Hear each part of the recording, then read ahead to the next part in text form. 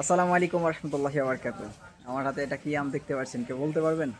এক সেকেন্ডের মধ্যে বলেন তো এটা কি আম। দেখতে মনে হচ্ছে আহ, খুবই পাকা আম, তবে অল্প পাকছে।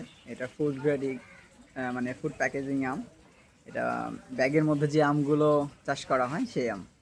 এটা হচ্ছে কাঠিমন আম। এই দেখেন, এই আমটা দেখেন। তো আসলে এই আমটা মোটামুটি ঘ্রাণ ভালো আছে।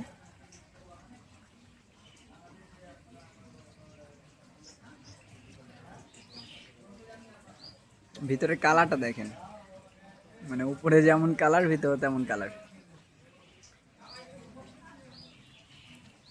এটা অতিরিক্ত কড়া মিষ্টি না, তবে এটা পাকিয়ে খেলে পারে। এখন আমি যেমনটা পাচ্ছি, পাকিয়ে খেলে এর চেয়ে বেশি ভালো হবে, মানে ভালো মিষ্টি হবে।